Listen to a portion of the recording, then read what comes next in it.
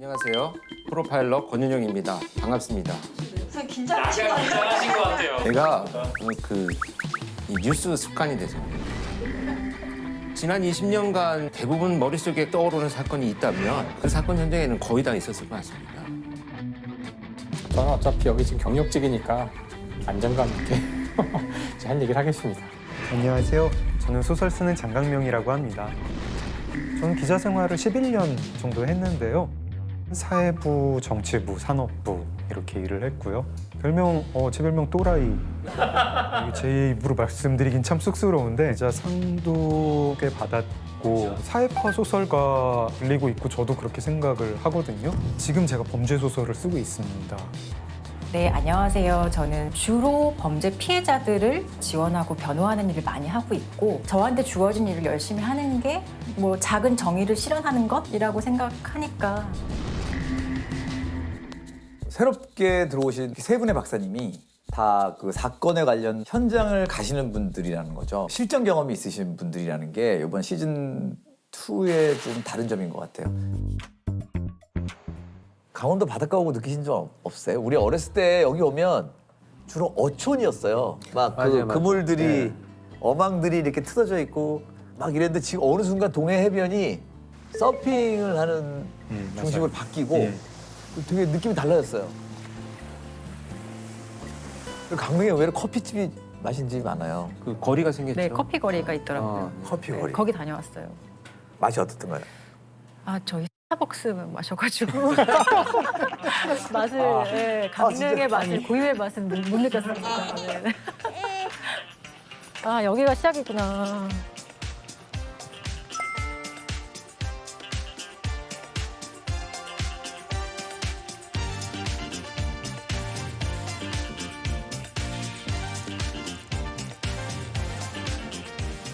바다 진짜 오랜만에 온 것 같아요. 강릉보다 맛있는데요. 맛있는데?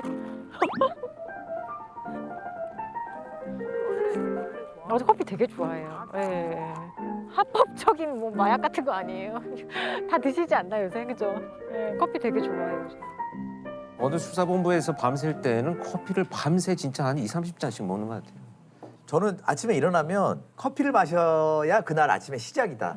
그러니까 커피를 먹기 전은 깬 게 아니고 그냥 몽롱한 상태로 있다가 커피를 내려서 마시면서 그날 하루 시작한다는 느낌? 그러니까 조금 선명해지는 느낌이 있더라고요. 많이들 다들 그렇지 않나요? 그렇죠. 저도 아침에 커피를 일어나면 마셔야 이제 좀 아침 시작. 근데 사실 커피를 마시는 게 범죄였던 시절이 있었거든요. 커피를 마시는 게 범죄라고요? 처음에 커피가 이슬람에서 왔다고 알려져 있잖아요. 네. 근데 이슬람은 술이 금지이기 맞아요. 때문에 그렇죠. 술이 아닌데 고양시킬 수 있는 약물이 커피가 이제 허용됐기 때문에 순식간에 이슬람 사회를 이제 이것이 이제 유행이 막 퍼지는데 그래서 당시에도 사람들이 자꾸 사원에 오지 않고 모여서 커피 마시고 노니까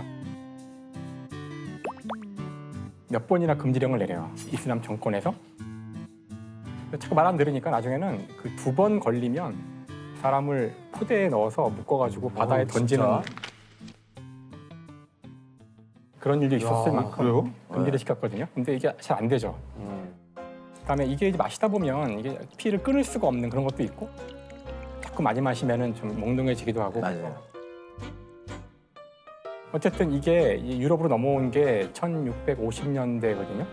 초기에는 이게 뭐 악마의 음료라는 얘기도 막 돌고 이런 일이 있었어요. 그래서 독일에 이게 들어갔을 때에는 이 사람들의 혼을 빼놓는다. 그래서 막 못 마시게 하는 풍조도 있어서 바흐가 커피를 주제로 썼던 음악도 있어요. 그래요? 칸타타. 그렇죠. 네. 커피 칸타타라고.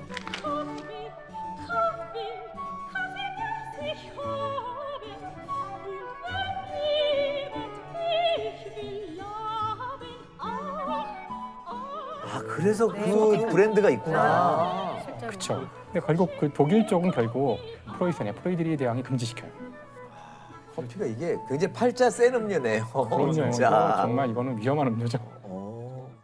하여튼 강릉하면 커피 얘기를 하시는 분들이 꽤 많아지고 좀 이제 거리까지 생긴 도시가 되어버렸네요, 강릉이. 강릉 바다 또 보고 네, 보신 거죠? 네. 받아보고 그 헬리캠도 띄워주셔가지고 아, 예. 이렇게 샥 한번 찍어주시고. 아, 또 변호사님 또 그림 하나 만들어 주셨구나. 아, 또.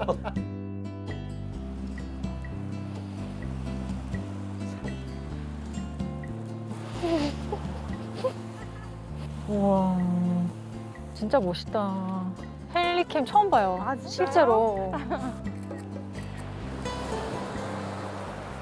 아니 근데 제작진 분들이 변호사님이 되게 낭만적인 얘기 위주로 하실 줄 알았는데 계속 강릉 바닷가를 보면서 사건 얘기만 계속 하세요. 사건 얘기를. 강릉 지원 있는 데구나 여기가. 네, 법원이랑 검찰. 강릉 그 국민자료 재판하고 처음이에요 지금.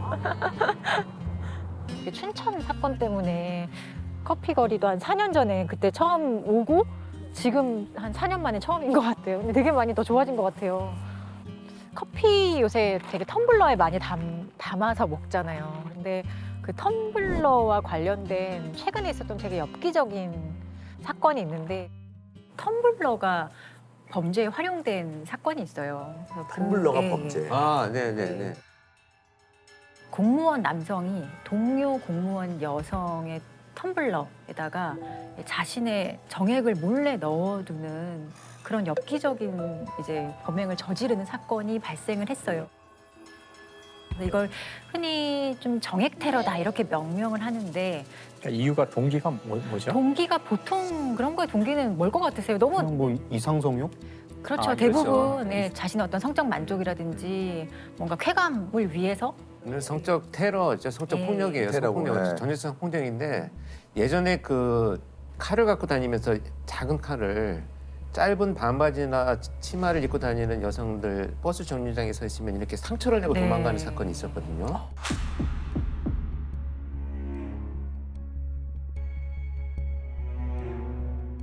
그래서 수십 차례 사건이 발생해서 이거를 체포를 했는데 정말 범죄 심리학책에 나오는 딱 그대로 정답을 말했어요.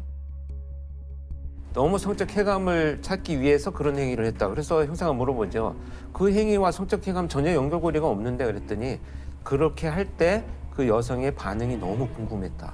그리고 논란을 때 난 너무 성적인 각성이 됐다 막 이런 얘기 하거든요. 그래서 아마 같은 비슷한 걸 맥락으로 거예요. 예. 은밀하게 피해 여성이 그런 걸 드시고 뭔가 이상한 느낌 막 이런 반응들이 이 범인한테는 아마 엄청난 네.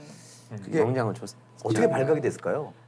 사실 이런 게 발각되는 거는 아마 이 사건이 지금 이 사건만 있었던 게 아니라 여러 지금 각지에서 맞아요. 정액 테러라고 명명을 할 정도로 이런 사건이 사실 많았어요. 스토킹하는 동료의 커피에 체액을 넣은 행위를 버스 앞자리에 앉은 여성에게 체액을 묻혔습니다. 7개월 동안 지하철역에서 자신의 체액으로 여성들을 테러한 30대 남성도 붙잡혔습니다. 2019년부터 2021년 7월까지 총 44건, 그러니까 경찰에 신고된 것만 44건이기 때문에 아마 실제로는 더 많이 많아요. 발생을 했을 거예요. 그리고 피해자들이 잘 몰라서 그럼요. 예, 모르고 넘어가는 옷에 경우도 묻혀 있겠죠. 있는 이런 거. 예. 그리고 이게 어떻게 처벌되었을 것 같으세요? 그럴까요? 예. 이건 성범죄 아닐까요?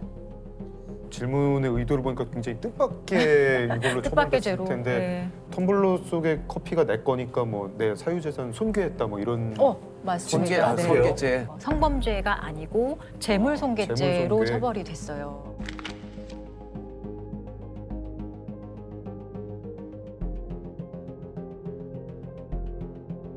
그래서 이게 왜 재물손괴죄로 처벌이 됐냐 보면 형법의 재물손괴죄를 이렇게 이럴 때 처벌한다 이런 걸 보면 타인 소유의 재물, 뭐 문서, 뭐 특수매체 기록장치 이런 것들을 손괴, 그러니까 부셔버렸거나 아예 못 쓰게 했거나 은닉했거나 그리고 또 마지막에 효용을 했을 때 처벌하는 거예요.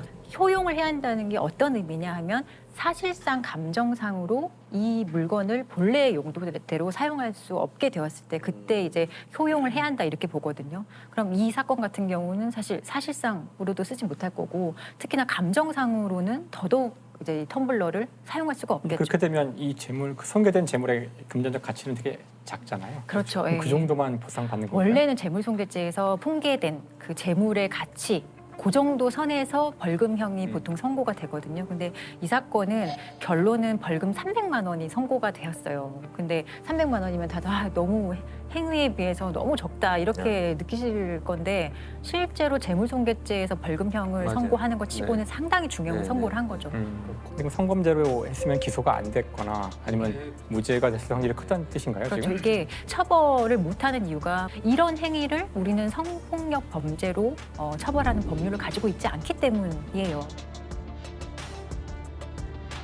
뭐 죄형 법정주의와도 관련이 되는 거거든요. 그러니까 형벌이 있어야만 네, 그 사람을 그렇죠. 처벌할 수 네. 있는 근데 형사법의 대원칙이에요.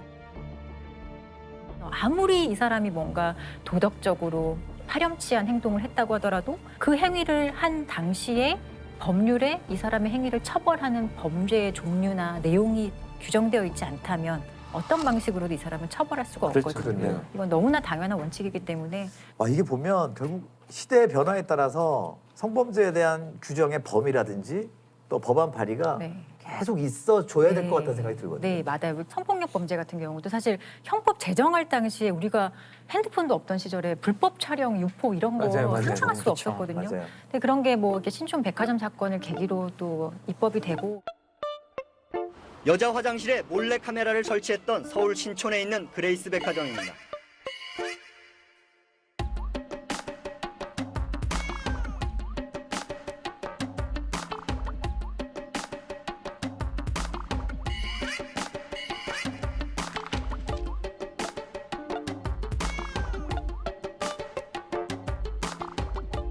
성폭력 범죄도 사실 시대에 맞게 계속 변화하기 때문에 법이 먼저 앞서갈 수는 없어요. 그렇지만 되게 열심히 뒤따라 가줘야 되는 거거든요.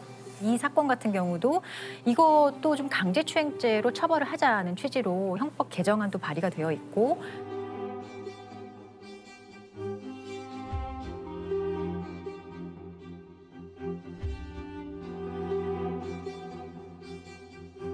또 성폭력 범죄 처벌에 관한 특례법이라고 있어요. 성폭력을 처벌하는 특별법이거든요. 성폭법 개정안도 발의가 되어 있는 것으로 알고 있어요. 특히 성범죄에 관한 법률들은 계속해서 고도화되는 만큼 법도 잘 따라가줘서 계속해서 새로운 법안들이 보완하는 시대 정신이 좀 있었으면 좋겠어요. 스피드를 같이 따라가주는. 지금 많이 근데 보완이 됐어요. 네. 상당히 몇 년 전부터 성범죄의 발생과 검거율이 굉장히 높아졌거든요. 아. 성범죄 자체가 늘어났다기보다는 그 전에 범죄가 아니었던 것을 범죄로 정의안해서 네. 다 처벌이 되기 때문에 이제 그 양이 늘어나는 부분도 있어요. 굉장히 유명한 것 중에 하나가 옛날에는 성폭행의 대상이 부녀자로 맞아요. 법이 써 있었거든요. 네. 그래서 이 동성 간 성폭행, 남성 간 성폭행이 강간이 될 수가 없었잖아요. 그랬는데 어느 순간 이제 법을 바꿨죠. 부녀자에서 사람으로 바뀌었습니다. 사람으로 맞습니다. 네.